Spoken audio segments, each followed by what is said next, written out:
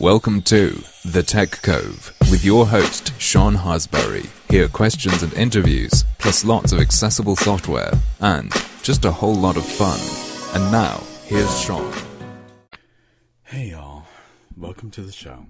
We have a lot to cover, of course. And no doubt, we're going to cover something old, something new, something audio borrowed, and something cool.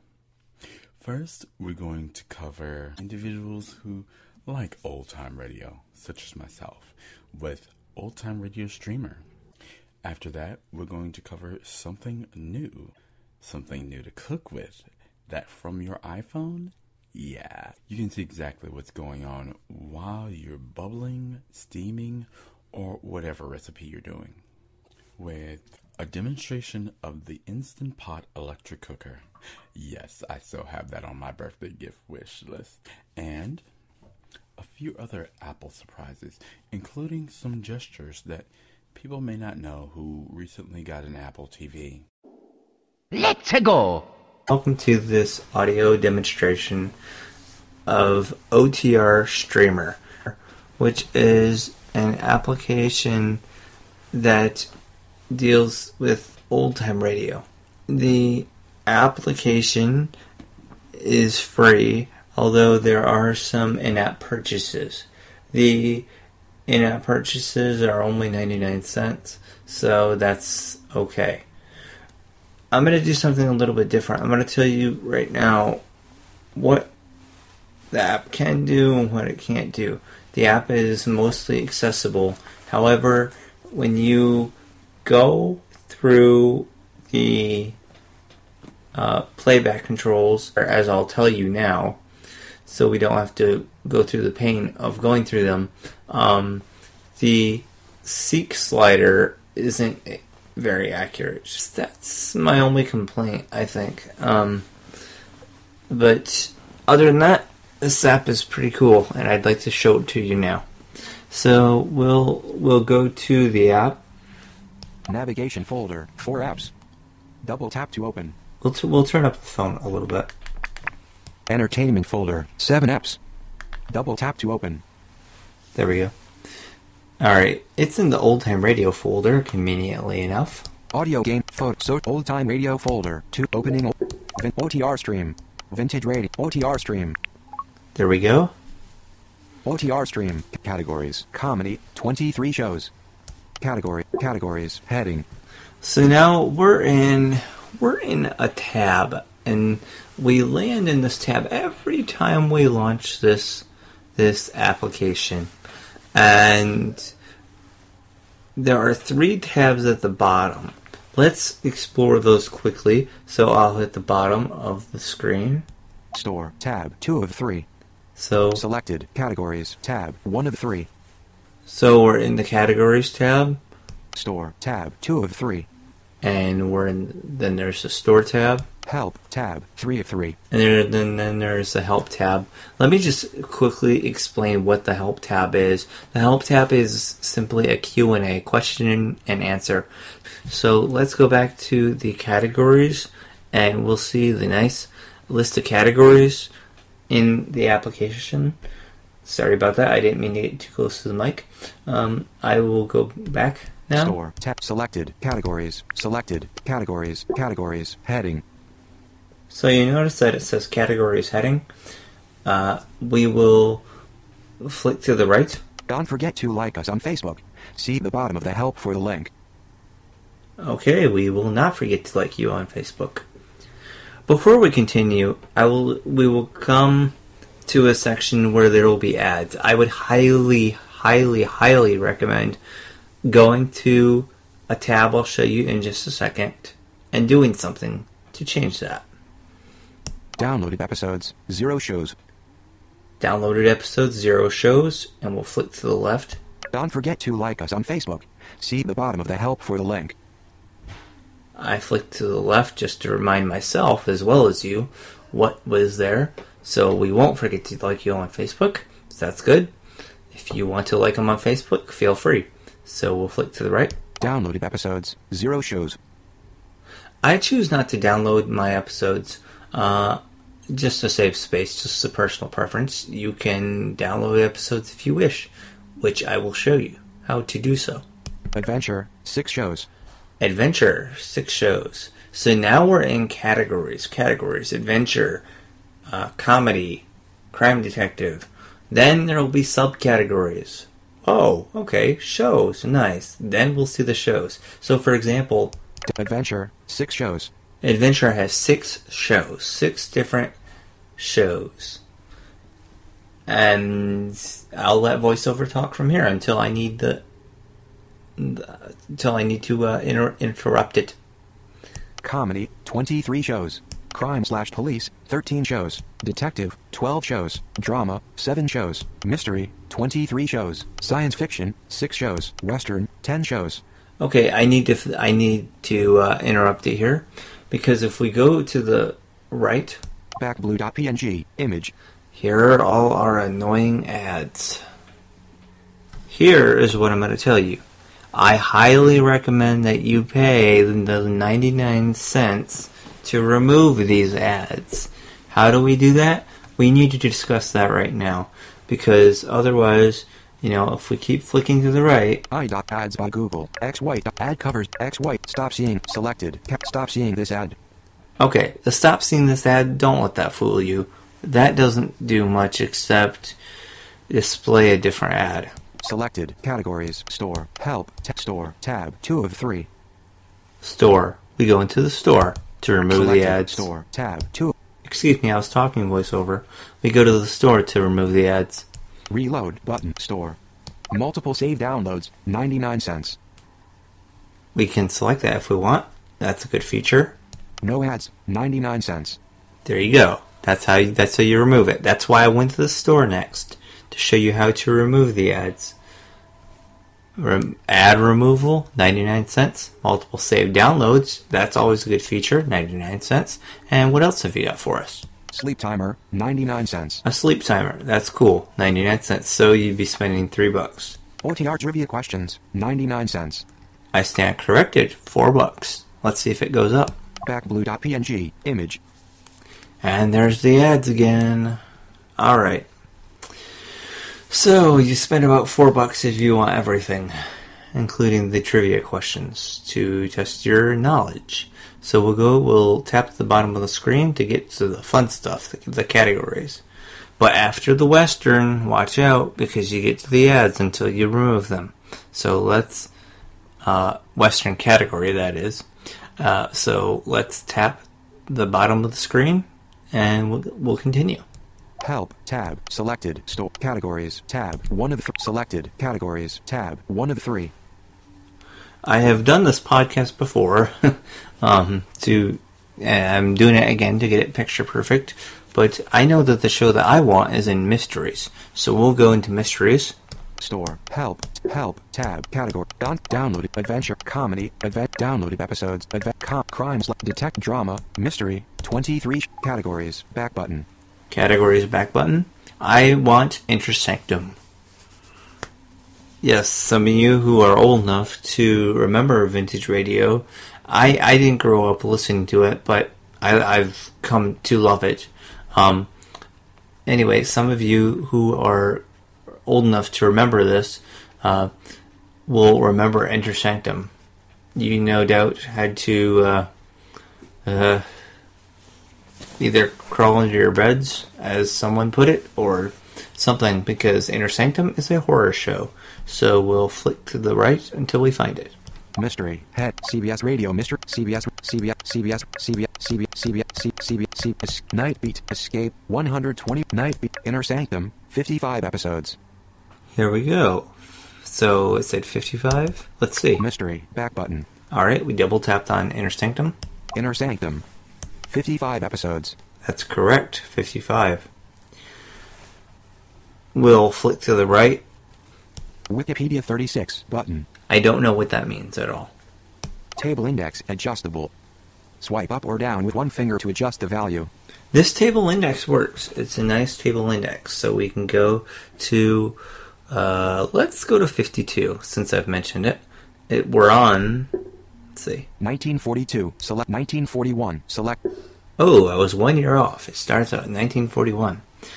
And you'll find shows that say like, unknown. Unknown, 1941. 1941. Heading. We want to know the title, so we'll go to Table the index. table Adjustable. Excuse me. But we don't want to hear unknown. We will go to the year, so that way we will hear the actual title. So let's go to 52, where it's nice and clear. Still old-time-ish, but clear. Wikipedia. Table index. Adjustable. 1942, 1949, 1952. Select. Okay, 1952. Story of Murder Mansion. No Rest for the Dead. 1952. No Rest for the Dead. Okay, let me tell you something. I don't know if this is a voiceover bug or if this is an OTR streamer bug. It might be a voiceover bug because I know voiceover has trouble with focusing sometimes, but it doesn't always land you on 1952. But no worries, you will just flick a few times and you're there. So 1952 heading. And they go by headings actually. So what you could do to make sure that you're actually there, you could just set your rotor to volume, sound, hints, headings. 1950 heading. Skeleton 1950 heading. Then you're right there. 1952 heading not found. And when you hear a heading not found, you know you've gone to the end. So that's another way around it. The table index surely does work, but this is a way to get you surefire there. So let's flick to the right. No Rest for the Dead, 1952. 1952. No Rest for the Dead. The Corpse Nobody Loved, 1952. 09, 21. Alert, Inner Sanctum. So you get this nice little alert. And you can pick from these options. The Corpse Nobody Loved. Play button. You can play it. Download button. Download it. Cancel button. Or cancel. Cancel button. I want to play it. Down play button. And it takes up time to boot. So let's just do it. Play. The Corpse Nobody Loved. 1952. 09. 21. I'm going to 5% adjustable. And disable speech because it will keep saying that throughout. Hit bottom of the patient. Speech off. You've got a nerve. It begins at night, outside a railroad station. It's raining, and Anne Winslow has just missed the last train that would take her to the house she lives in a couple of miles outside the city. We'll disable speech to save ourselves some trouble. So now, having that been shown to you, it's really cool. This now we can explore the screen. Well, we can't. If the speech is off, can we? Speech on. All right. Back button. Paused.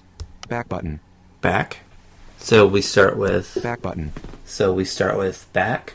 Paused. Now we have paused. Back but paused. Inner Sanctum. The Corpse Nobody Loved. 1952. 09. 21. 1:37. 1:37 is 1 minute and 37 seconds, I believe, into the podcast. Sorry about that. I didn't mean podcast. I meant into the show. So I'll flick to the right. 7% adjustable. Swipe up or down with one finger to adjust the value. This is the adjuster, so you can adjust it. 17%, 0%, 17%, 17%, 0%. So it doesn't seem to work. From what I've been told, I can try it, but from my past experiences, it doesn't work. But we'll see how it does on this podcast. So I'll turn speech off, and I'll just adjust it. Speech off. Well, actually, speech on. I'll leave it on. 17%. I know, but I've got 17%. 17%. 20. 0%. No, Porter, I've got to get home. Speech off. Nope, it doesn't do any good. So that adjuster does not do any good. So we'll We'll turn speech on. Speech on. And we'll flick to the right. 7% adjustable. 24:29. 24:29, I believe that's how long the episode is. Right there. Prev button. Previous. Rewind 30 button. Rewind 30. That's always good. This flag up, stop at the light. Rewind 30. Play button. Play. Rewind 30 For button. example, our museum has the only authentic... Prev but rewind 30 button. Rewind 30. Rewind 30.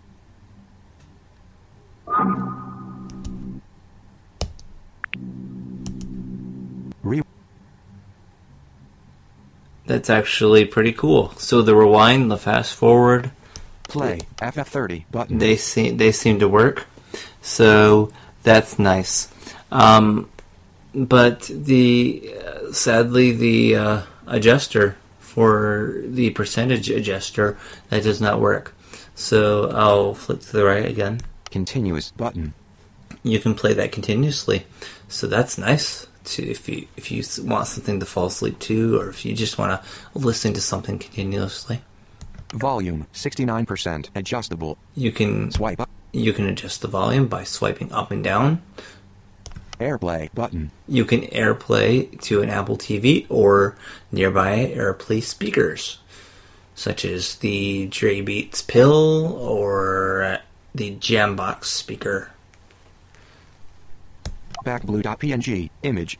And we come to the ads. So with that, I think we've come to the end of this episode. Now, before we come to the end of this episode fully, I want to give you my final thoughts. I like this app. I do still think this is an introductory app to old time radio. So if you're just wanting to whet your appetite, I think this will just whet your appetite. It is a nice application, but and then if you want to go further, listen to the podcast that's already been done here on Apple Viz on vintage radio. That would be your next step forward. That's the advanced level. I think this is more of a beginner app. Why do I say advanced for the other one? The other one has more shows and stuff, but this one is definitely a good app. I give it a 4.5 out of 5 stars rating simply because the adjuster doesn't work. And I wish they would have built in a sleep timer. They didn't, but they have a timer that you can buy, so no worries there. And the app is free to begin with, so that's always nice. If you'd like to contact me, if I have missed anything, any details, you can do so by visiting tech-wizard.info. That's TECHWIZARD.info. With a dash in between tech and wizard. So it's tech-wizard.info.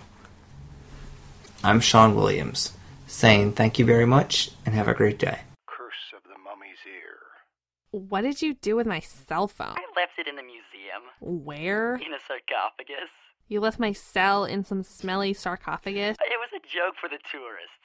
That's my cell phone. You should have seen him lying there with a cell phone against his ear. You put my cell in with some icky mummy? Oh, come on. You own 4 cells. It's my new one. Now it's gonna be all reeky with mummy pew. Hang on, I got another call. Yeah, hello? Daria. Who's this? I am Prince Tutan II. Who? The Mummy. Hey, is that my cell you're using? Perhaps, yes. I want it back. That is why I am to you calling. Oh, okay. Are you really a mummy? Yes, and you. No way. Tell me, Daria, what do you look like? I don't know. I guess I'm kind of cute. What about you? Cute? Oh, no, I'd say no. Hey, my cell has a camera. Can you turn it on? Strange menu. Here. Oh. Ooh, were you in an accident? These are my swaddlings. Now may I see you? Why? You have a lovely, sweet voice.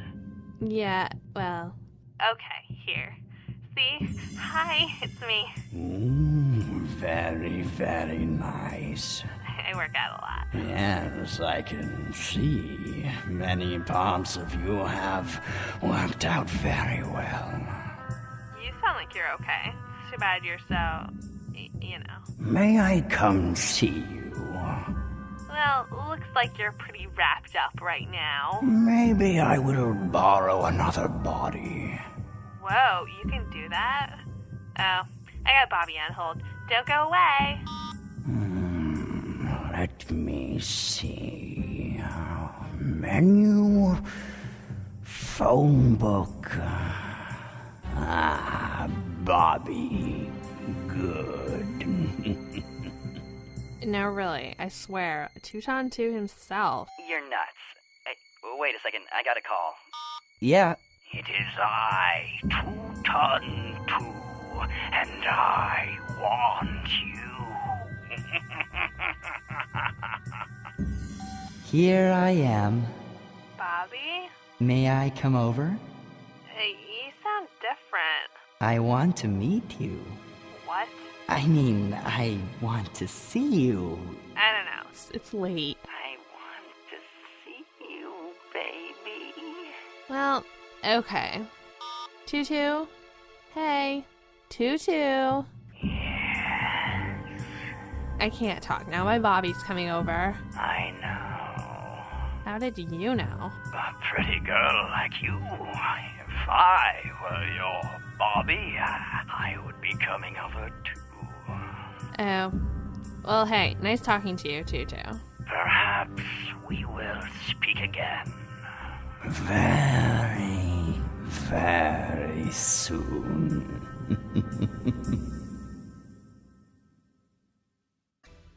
Hello everyone, this is Victor. Today I want to show you a cool new gadget that my wife and I just acquired. It's called Instant Pot. I could not tell you the exact model number, but it's the latest if you look on Amazon. It's a pressure cooker, and it has all kinds of functionality that I'm not going to go into because it's not really the purpose of this podcast. You can find these things on YouTube and elsewhere. But basically it's got a lot of cool options for you to prepare your meals quickly. It's definitely quicker than using a stove because it's using pressure cooking technology, or technique rather, which is a pretty ancient technique. But anyways, it allows you to prepare your food really quickly, and the food itself is much tastier than when using a traditional way of cooking. Well, the coolest thing about this particular type of pressure cooker is that it has a built-in Bluetooth technology, which means that you can actually operate the unit without ever touching the screen, which is touch screen on that unit. Now, for us in particular, for people who cannot see and use screen readers, this offers some really interesting possibilities. So when I saw this on Amazon, when my wife told me about it, of course the immediate thought we had, is it going to be accessible or not? Well, we bought the unit, I downloaded the app, and I was actually surprised that I was pretty much able to do everything that I wanted to do with this unit. I could monitor the status of the unit, I could choose and toggle different options, and this is using the iPhone 6 with the latest iOS and VoiceOver. I did not have a chance to check the Android version just yet, but this is going to be the next thing I'm going to try. Well, what we're going to do today is to show you briefly how this actually works. I'm going to go into the app and show you how it feels or how it sounds with VoiceOver before the pressure cooker is turned on, and then we're going to turn the cooker on and explore how the screen looks like with the cooker on. So let's go into the app. Smart app switcher. Hangouts. Smart cooker active. Smart cooker. Dashboard heading. Okay. So the app has a few tabs. Recipes tab 1 of 3. Recipes. Selected. Dashboard tab 2 of 3. Dashboard. My tab 3 of 3. My, and that's it. So the recipes, as you can imagine, you can look up recipes. You can save your own recipes if you've got some ideas, or if you know what you're doing. And the dashboard tab has all the options that you can, all the parameters you can see, such as temperature while the food is cooking, and all kinds of things that actually relate to the operation of the unit itself. So my tab My tab allows you to set different settings. History button. Down label. Look up the history. Favorite down label. History down label. Shopping plan button. Down label. Set up your shopping plan. Settings button. My recipe and download heading. And change different settings of the app. Well, all of these you can explore on your own. But what we're going to do today is actually move straight to the dashboard. Dashboard tab 2 of 3. Selected. Dashboard tab 2 of 3. And we're going to see what happens when the yummy food is being cooked. That's the actual fun. Pairing the app with the cooker was very easy. You just had to press the adjust button for 3 seconds. The beep will sound, and then when you go with the app, your Bluetooth will find the new device, and then you just accept the pairing, and boom, there's no PIN codes to enter, nothing like that. It automatically pairs with the cooker. Now, here's the fun part about it. As you can imagine, in order for the cooker to work reliably, you have to make sure that the lid is screwed on. Well, actually, it's not really screwed, but it's in the right position so that it doesn't fly away as the pressure mounts inside the pot. Okay, so we've connected the cooker, and I'm not going to show you. So right now, if I go to the app. Smart cooker active. App switcher. Smart cooker. Dashboard heading. Work mode off. So you'll see that right now I can actually read off the parameters. Manual button. Meat/stew button. Dashboard heading. Electric cooker off button. Electric cooker off. Work mode off. Remaining time N/8. Remaining time, because we didn't set any. I'm going to tell you in a moment. Temperature 69 degrees Fahrenheit. Temperature N button. Pressure level none. Heating level 0%. Rice button. Steam button. And so here we have different presets, like for rice, for steaming, for stew, and all kinds of stuff. We're going to be doing manual because we're just so cool. We don't trust any of the presets. So we're going to be manual, which is really cool because we'll be able to set the time we want. But before we get into doing anything, what I wanted to show you that's really cool. So once you put the lid on top of it, obviously you want to make sure that you are safe to start cooking, and so they actually give you nice audible tones to let you know that you're safely put the lid in the safe position. So let me show you. So I just put the lid, and if I just turn it into the safe position, okay, if I just basically rotate it a different way, so that means don't cook. Okay, if you turn it again, now you can cook. Okay, so this is our first step. So we've made sure that the lid is in a safe position, because like I said, you don't want it to fly away, and you don't want your room, be full of steam and nasty stuff. So what we're gonna do next, right, Cara? I think we're gonna set time. Yeah. Right, you put some magic potion in there, or whatever, some spices and vegetables, potatoes. What else is in there? Onion, garlic, jalapeno. What else? Basically, lots of spices, tomatoes, and peppers. Basically, all Whole Foods Market, essentially everything together. So and some water. Pressure level none. Oh yeah, of course, some water. Don't forget water. Okay. Temperature N button. So what we're gonna do is to set the manual. Temperature 69 degrees Fahrenheit. Remaining time N/8. I think. So manual button. Oh yeah, here we go. So there's a button called manual. I'm gonna double tap on that. Manual. Go back button. Low button. 1 of 2. Pressure level heading. Duration heading. Electric cooker off button. Duration heading. Duration 30 minutes button. What duration. Go back button. Let's do 5 minutes because I sliced. everything. 30. Picker item. Duration. Heading. 30. Picker. 29. Usually notice everything is super accessible with voiceover. 20, 26, 25, 20, 20, 20, 20, 20, 19, 18, 7, 6, 15, 14, 13, 12, 11, 10, 9, 8, 7, 6, 5. Yes, we got 5. Done button. Done button. 5. Pick duration. Heading. 5. Done button. Done. Duration. 5 minutes. Let's confirm. It's at 5 minutes. Duration. 5 minutes. Button. Okay. Pressure level. Heading. Pressure level. Low button. 1, I 2. think we're going to keep it at Selected. High button. high, 2, 2. right? Yeah, so we just leave it at default. I guess we just bought it, so we're still not experts, but I'm sure if you know what you're doing, you can probably keep it at low. I guess maybe probably like for keeping things warm or whatever. Start button.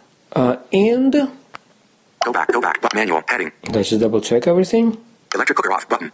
Duration. Heading. Duration. 5 minutes. Button. Pressure level. Heading. Low button. 1 of 2. Selected. High button. Start button. And we're just Delay going to start press button. start. Start button. Oh yeah, by the way, so there's one button that says Delay start button. delay start. If you go in there, you can actually schedule the cooker to go off at whatever time you want it to. Yep, up to 24 hours, so that's pretty cool. Up to 24 hours, so this is really awesome. You could go to work and you could preset it so that by the time you're back, your food is going to be ready. But this is not work today. This is it's evening after work, so we're already home. So we're just going to start. Start button. Work mode off. And you just heard the beep. Right, so that means Work mode on. Electric cooker work button. okay, so now it changed to electric cooker work. I guess it needed a bit of heat up time. And so basically now you can either exit the app completely or you can just sit here if you have nothing else to do and just monitor the progress. It will take a bit of time. Dashboard. Electric cooker work mode on. Let's look at the temperature. Remaining time 0.5. Okay, so remaining time is 5 minutes. Temperature 73 degrees Fahrenheit. Temperature end button. Pressure level none.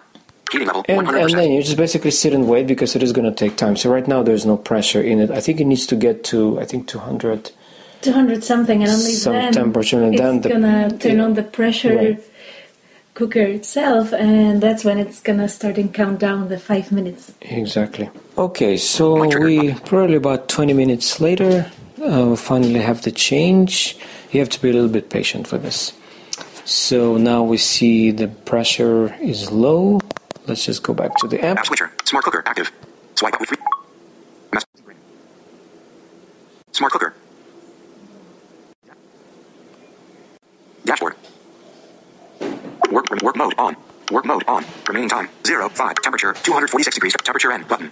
Pressure level low. Okay, so now we see pressure level low. So let's just sit here for a moment and just monitor what's going to happen. It shouldn't be too long from now. Temperature end button. Temperature 248 degrees Fahrenheit. Remaining time 0.5. Still says 5 minutes. The temperature is 248. So like I said, you do have to be a little bit patient because it does seem like it's going to happen because it's called instant, so you think it's going to be done in 10 minutes. It takes about 20 minutes since the time I talked to you and since we've seen some actual change. All this time, probably the only change you see is the temperature is rising, but that's about it. And then it makes some clicking sounds, whatever the magic is behind it. Heating level 62%. So heating level is now 62, so I guess it's coming down. Pressure level high. And the pressure level is now high. Temperature end button. Temperature 251 degrees Fahrenheit. Remaining time 0.5. The time is still 5 minutes, so let's see. Work mode on. Electric cooker work button. Work remaining time 0.5. Temperature 251 degrees Fahrenheit. Temperature end button. Pressure level high. Heating level 62%. Dashboard. Electric cooker work button. Work mode on. Remaining time 0.2. 2 minutes left. Temperature 242 degrees Fahrenheit. Temperature end button. And you can see the temperature is coming down, so the heating obviously slows down, and the actual pressure level high is still high. Heating level 62%. Heating level 62%. Pressure level high. Temperature end. Temperature remaining time 0.2. Work remaining time 0.2. So let's just wait a little bit. So in the meantime, what I can tell you is that this pod does have a lot of, apparently about 10 features that make it 10 safety features. So it's, by the sound of it and looking at the ratings on Amazon, it's getting really, really high marks, which is really, really cool. So that does give you hope that, even though it's so easy to use, it still maintains the high level of safety and everything. So, okay, let's see the time. Temperature 237 degrees. Remaining time 0, 1. 1 minute. So maybe we can wait this a little bit, and I want you to hear what happens when the meal is actually ready. Work mode. Remaining time 0, 1. And that's it. Work mode warm. Keep warm time. TBD. Work mode warm. Electric cooker temperature button. Work mode warm. Keep warm time. TBD. Temperature 237 degrees Fahrenheit. Temperature end button. So at this point I could put it on keep warm, but we're not gonna put it warm because we're ready to eat. Temperature 237 degrees Fahrenheit. One final look. Keep warm time. TBD. Work mode warm. Keep warm temperature 237 degrees Fahrenheit. Temperature end button. Temperature end button. Pressure level high. Heating level 50%. Well, actually it automatically goes into the keep warm mode, so I think we're gonna go and turn it off. So, cancel button. Because we're not keeping it warm, now I'm gonna go to cancel. Porch, cancel button. Cancel. So I just turn it off from the iPhone. Dashboard, heading. And now we just have to wait until it cools down a little bit. Electric cooker off button. Work mode off. So it says cooker off, work mode off. So at this point we'll probably want to wait a little bit, and then we will be able to release the steam, which can be done. So probably in order to do that I would suggest that you read instructions. There are also YouTube videos, but yeah, it's not at all complicated. So this is the steam coming out. Guys, it's Timey. I'm going to be doing a Heathcote, and we are going to be doing part of the game. So, yeah, we have voiceover characters toggled on, and we're going to navigate over to Heathcote. Heathcote. Launched Heathcote. I don't know why it calls double it tap that. to open. We're going to double tap. Portrait.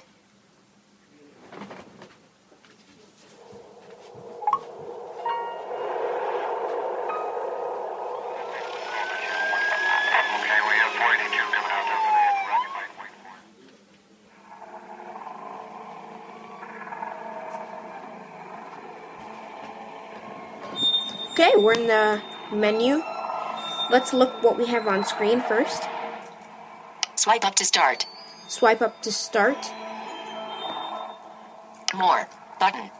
We have more. So this takes us to Safari, and it will give information about the app.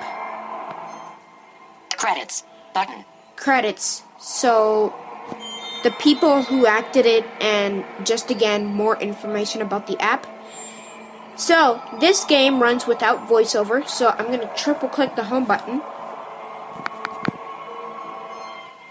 App switcher. Oops. Heathcote. There we go. Credits button. Okay, I'm going to triple click the home button. Voiceover off. There we go. And we're going to swipe up to start. Here we go.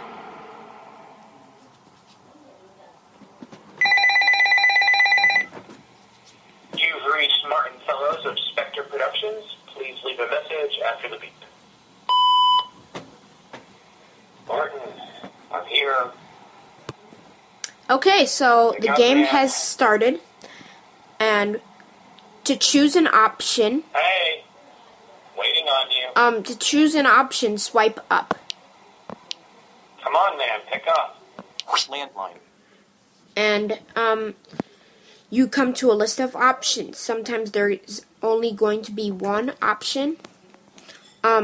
So, swiping up lets you pick an option when you hear that boom sound in your ears.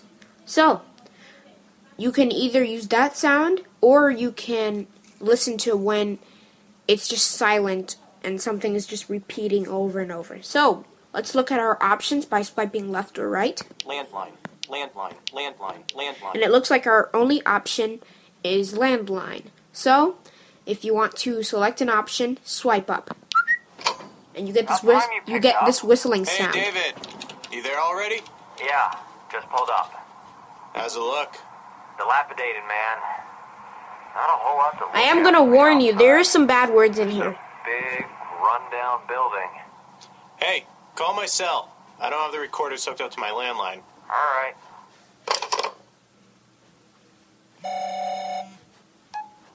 Hey. Yo, got a good signal?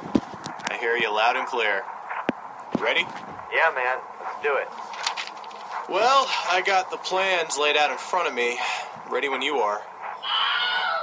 Oh, you didn't say you had family over. Email alert, smartass. You nearly there? Yeah. Still heading down the path. Give me a minute.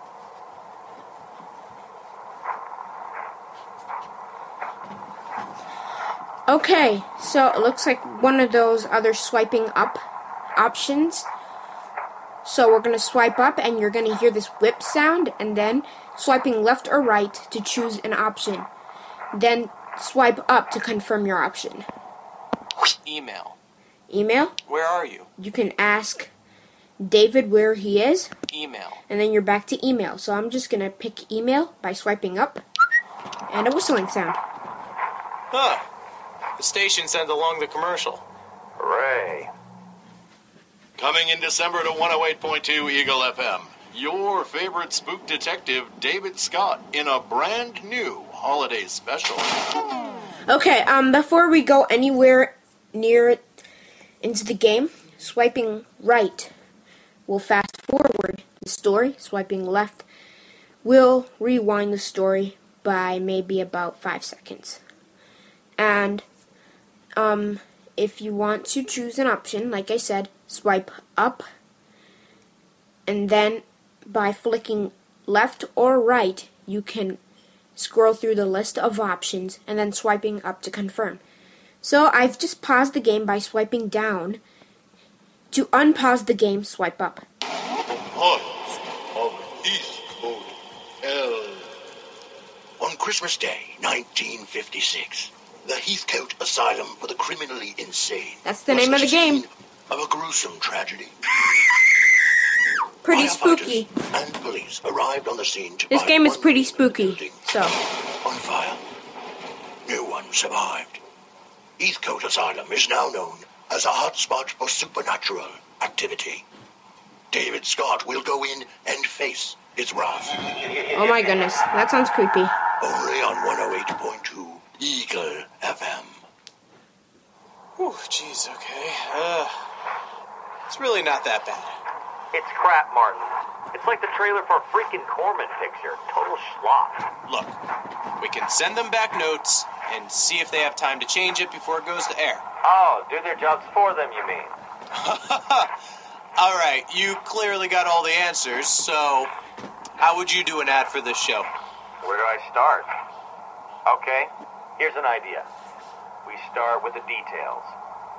On Christmas Day, 1956, all 89 residents of the Heathcote Asylum for the Criminally Insane were burned to death. Still sounds pretty cheeseball to me.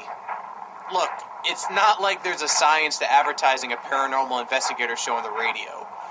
The guys we were with on TV, sure, they knew how to push a show like this, but... I've gone from television to radio. At this rate, by next year I'll be standing at a freeway exit holding a sign that says, "We'll hunt ghosts for food." Yeah, and I'll be right there with you holding one that says reality TV producer for hire. Yeah, okay, well... yeah. Really, though, what would you do? Well, it's got to play with what people are afraid of. Like, what are you most afraid of? One of those picking ones again. We're going to swipe up. Clowns. What was the question? Darkness. Spiders. Clowns. And we're back to clowns. I was swiping left or right between options to display options. What was the clowns? So, Spiders. I am going to have to choose one. This is pretty hard. Darkness. What was the clowns? Clowns? I don't know. Spiders. Clowns. I think I'll have to go with clown. Yep. So, to confirm your option, swipe up again. We've talked about it before. Clowns, man. Exactly. So why didn't they have a clown laughing quietly through the trailer?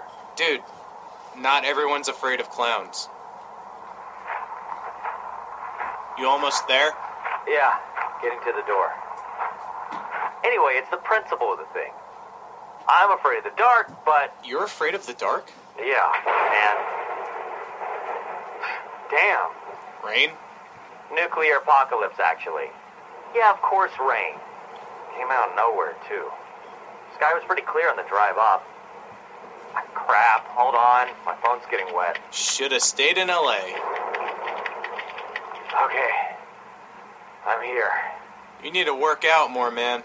Oh, funny guy. Anyway, I'm opening the door. Let's hope the owner wasn't right. What do you mean? When he gave me the keys, he went all crazy Ralph on me. Okay. Another one of those picking options part. So, we're gonna swipe up. Crazy Ralph? Go through our options again. Where are you? Afraid of the dark? Go in. Crazy Ralph? Go in. I'm just gonna go with this one and swipe up to confirm. Any last words? Dark's gonna get you. Martin. So may as well. I freaking hate you. Okay, I'm walking in through the front door and... Whoa! What? This seems way bigger on the inside. Plans say that there are 2 doors. The one to your left leads to the offices, cells, doctor's office, and the east wing. The other door on your right leads to the basement and kitchen. Okay. Creepy dark room, check. Rats, check. Storm, check. All we need is to find an old book bound in flesh and we'll have the full Monty here. Working electricity? Hold on. Yes. Yeah? Nah, man. I'm kidding. This place is dead. Good thing I got my flashlight. Okay, one of those options.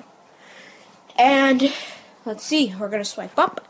Basement and kitchen. Scroll through. Where are you? Afraid of the dark? Rats. Crazy Ralph? Offices and cells. Basement and kitchens. I would go to the office. Offices and cells. So I confirmed by swiping up. Why don't you start your spiel? Let's get as much audio as we can of you first entering. Okay. And don't worry, I can cut it all together later. No need to do the presenter stuff. No, it's gotta be right. Gotta be genuine, my man. Fine, have your stupid scruples. Start whenever you want. I am now in the foyer of the former Heathcote Asylum. The fire didn't reach this far. Okay, this is where it switches to like David's perspective. So now Martin is going to be on the grime from decades on the speaker instead of Upon entering, David. I heard some rats. But what could they be eating in a place like this? Moss grows on some of the windowsills, so life is continuing, even in this desolate place. I have a feeling, though, that this place doesn't want us here. Then, Martin, here's when you'll cut in the door slam. Oh, thought I had to be genuine. Well, we do our best to be genuine, but we're not freaking saints here, man. The owner of the property refuses to rebuild here, just letting it sit vacant. When I questioned him about it, he would not tell me why.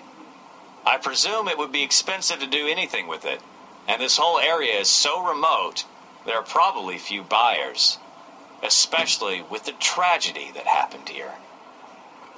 How are we doing so far? Loud and clear? Okay, swipe up. Keep recording. Where are you? Scroll through the options by swiping left or right. Cell phone. Keep recording. Just gonna choose one, and I'm gonna swipe up to confirm. We're losing you. Whoa. Holy moly. There we go. And Especially with the... Keep recording. Where are you? Keep recording. so I swiped up to display the list of options, and then when I find the one I want by swiping left or right, I swipe up. Your levels are fine. Keep going. Cool. I am now in what looks to be an office. There are a couple of old typewriters covered in dust and rusting. The rain from outside is streaming in through cracks in the ceiling. There's some graffiti on the wall here. Really? When nature calls. Get back to your desk. Okay. Now can you say it again? You're an ass, you know that? Anyway, there's some graffiti here, barely readable, and a couple of doors leading out. Martin, do you know where they go? Says here, one leads to the cells, one leads to the offices, and there should also be an entrance to the east wing. Yeah, sounds about right. This kind of ends the podcast. Hope you guys enjoyed it. Looks like I'm out of here. This has been brought to you by the AppleVis community. For the latest in resources and tips and tricks to help you get the best from your Apple device, visit us online at www.applevis.com. Now I would like to take things down to an intellectual level with an interview here at the TechCove. I am here with David Jepson, is it? Yes, that's correct. Who is the owner of Computers for the Blind. Correct me if it's just the owner or... I'm the executive director. Oh, okay. Well, that's even better than owner. It's a non-profit organization. What exactly do you all do? Well, we provide very low-cost computers to people who are blind throughout the United States. We've been around for about 25 years, and we've shipped over 8,000 computers, and we're currently providing about 1,000 computers a year over the last 3 years. And essentially, the way we do it is we get donations of no longer needed computers. For example, if you upgrade your computer and don't have a need for your old one, you could donate it. And we get a lot of donations from businesses. And we get the computers, we wipe the hard drives clean, and we refurbish them, fix whatever's wrong with them. We install Windows 7, and we install NVDA. We also install a demo of JAWS. And then for those that have low vision, we install Magic without speech. It's a licensed copy of Magic. That retails for $395. So if they get a computer from us, they get Magic for free. The processing fee to cover our overhead expenses is $110 for a desktop computer and $160 for a laptop. Wow, that's pretty good. Now, for people who don't know, what are JAWS, Magic, and NVDA? Yes, JAWS is kind of the premier screen reader software that's used in the industry. It's manufactured by Freedom Scientific, and it's got all the bells and whistles, and it's pretty expensive, though. Our folks that have one of our computers can purchase it from Freedom Scientific for $716, but I think that's like 20% off, 25% off the normal cost. Now, NVDA is non-visual display access, and that's freeware, also a screen reader. Essentially, our consumers don't have to pay anything for accessibility. They can use the free screen reader, which converts the text to speech, or if they're low vision, they can use Magic. We also provide larger monitors for those that are low vision. Essentially, for $110, they can get a computer that is fully accessible. And these computers also come with a demo version of Talking Typing Teacher if someone doesn't know how to type. Yeah, I've used that program. It's a really good program. Yeah, it's through MarvelSoft, and normally it costs $100, but If you have a Computers for the Blind computer, you can purchase it from Marvelsoft for $50.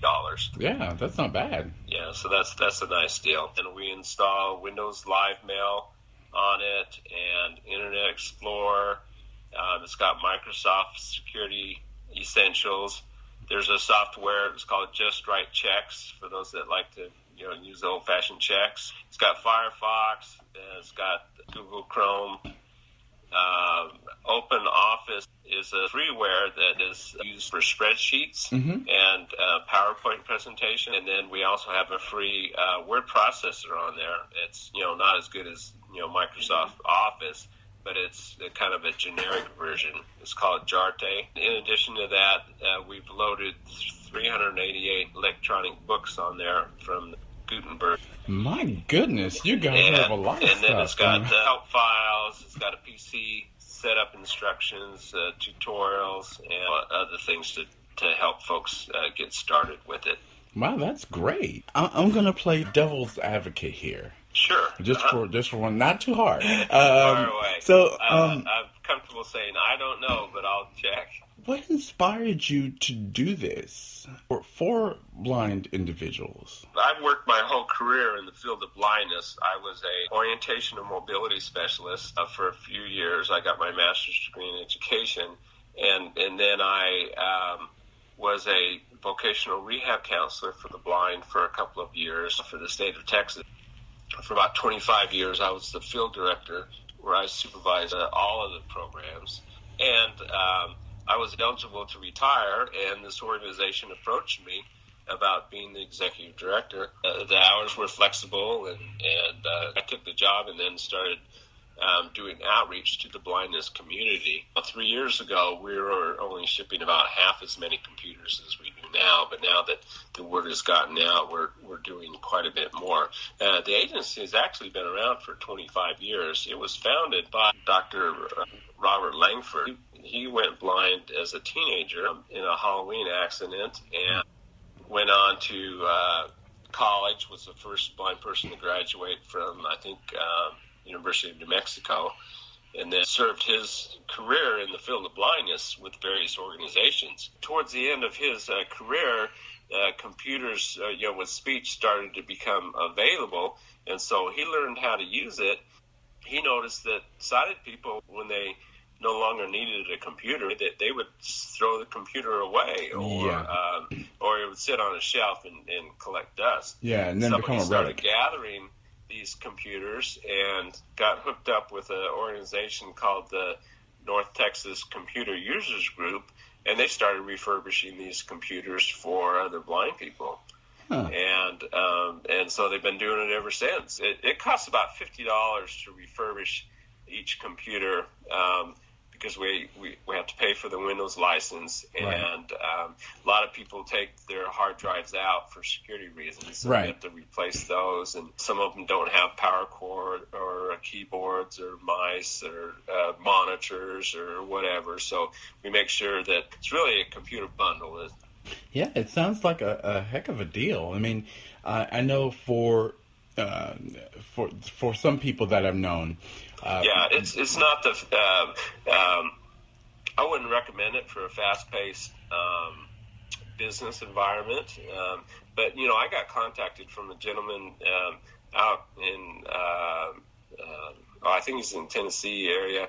He started a business using the $100 computer, and now he's got this thriving business going on, internet-based business that he started using one of our computers. Wow.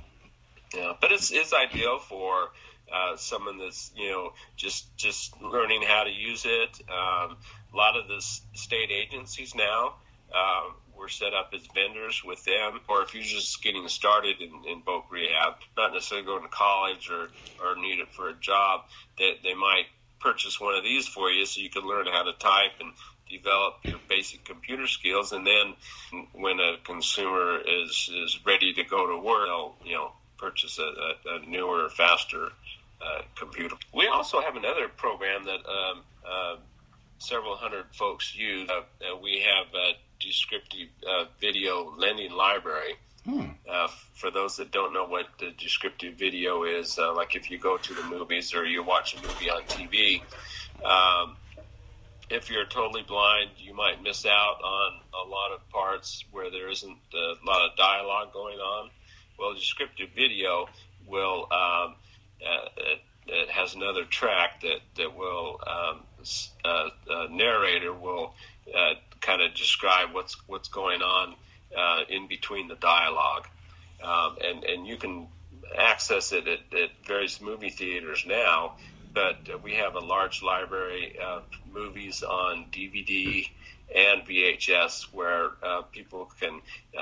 It's like Netflix for the blind. Yeah. Or, but it uses the same principle as the Talking Book library. There is a $25 lifetime membership, but then once you pay that, our website has a list of the movies. And they can just, tell us what they want. We'll send it to them, free matter for the blind, and then they return it to us, and then we send them another movie and, so forth. I've slightly thought about Netflix, but it sounds like it's better for me to go with you guys. Yeah, you might try it out. You can go on our website and see what movies we've got. Now, are there any qualifications as far as people asking for computers, or is it just first come, first serve kind of thing? Yeah, no, there's no qualifications, and we've got plenty of computers. We don't require proof of vision loss because we kind of take people's word for it that they don't have enough vision to be able to use a computer that doesn't have the assistive technology on it. And so all they do is they call us and tell us they want a computer, and we build it based on what they want, whether they want speech or magic, and then they send us a check or a money order for $110, and then takes us about a week to process it, and then because we have about 40 volunteers, and then we ship it out, and it goes free matter for the blind, so it might take an extra couple of days through the postal service, but they're getting better at it. Yeah. Amazon owns them, so they have to get better. There you go. The computers have a 1-year warranty on them, and the laptop computers have a 2-year warranty on those, and those cost $160, and those are kind of first come first serve. Normally we have plenty of them, but right now we're kind of low on it, so but usually we have enough of those, but occasionally we run low. We do have some upgrades, and obviously, if someone wants a little bit extra memory or stuff like that, then we can help them with that. But if they want to upgrade to, let's say, magic with speech, in fact, that works well for most of our clients to meet their speech needs as well. They can just for $199, they can get the regular. I already have the regular magic, but this will add the speech to it, and it'll include the magic keyboard, which is I think it has orange or yellow keys on it that are large print and really good color contrast, and it also includes 2 software upgrades, and so by getting that, they'll have that will meet many of their needs. So a lot of our folks take advantage of that, or some of them, if they want JAWS, they can get that for $716. Wow. Just off the record, this interview has been very... you've made it a little too easy for me. Right when I think of a question, you snatch it right out of my head. Yeah, well, these computers, they kind of sell themselves. Oh, yeah. Yeah. Because it is a good deal. Yeah, now, I did want to tell you, though, that for the last 2 years, and I anticipate being able to get it again this year, we've gotten a grant from Delta Gamma Foundation wherein we've been able to provide computers for folks that have really low income, actually either no income or very low income, folks that are on SSI, which is supplemental security income. Right. If you're on SSI and during this grant period when we've got the funds, you can call in and get one for $50. Wow. Or actually, I think it's going to be $60 this coming year. Wow. So, well, you can't beat that. And so when that happens, our phones ring off the hook for about 2 or 3 months, and then we spend it. But this year we're asking them to. Last year the first year we did it, we provided I think 35 computers, and those were gone within a month. And then last year we did 80. We did about 90 computers, and so it took us 2 or 3 months to get through those. And so this year we're asking for 150, and so I think the grant will probably last 4 or 5 months this time. It usually starts in the late spring or early summer. And I send a notice out to all the state agencies for the blind and to the consumer organizations, National Federation of the Blind and American Council of the Blind, right. And I notify, they put it in their publications, and American Foundation for the Blind puts it in their publications and in their technology magazine. I can't remember the name of it, but whatever they send out monthly. Access World, Access World. There you go. Yeah, and they have an app now, so I'm sure you'll get a lot more people involved besides hearing on this show. So if someone had a computer that wasn't working and did not live in Texas, would they still be able to mail it to you guys as far as a donation? Yes, they can mail it to us. Unfortunately, we don't have the resources to have them, to pay for the shipping. So they would have to pay for the shipping themselves, unless it has assistive technology already on it. If it's already got a speech program on it, they can send it for free. They can just send it to us, free matter for the blind. Otherwise, they would have to pay for the shipping if it doesn't meet the free matter for the blind criteria. Cool. Well, thank you for spending a little time doing this interview and telling us all about computers for the blind. Yeah, can I give you our contact information? Oh, yeah, definitely. I was just about to ask. See, there you go, reading my mind again. There you go. So if somebody wants a computer, they can call 214-340-6328. And one of our customer service folks will, if they get the answering machine, then they'll call them right back and take their order. Now, just in case someone was trying to write that down, could you give it one more time? Sure.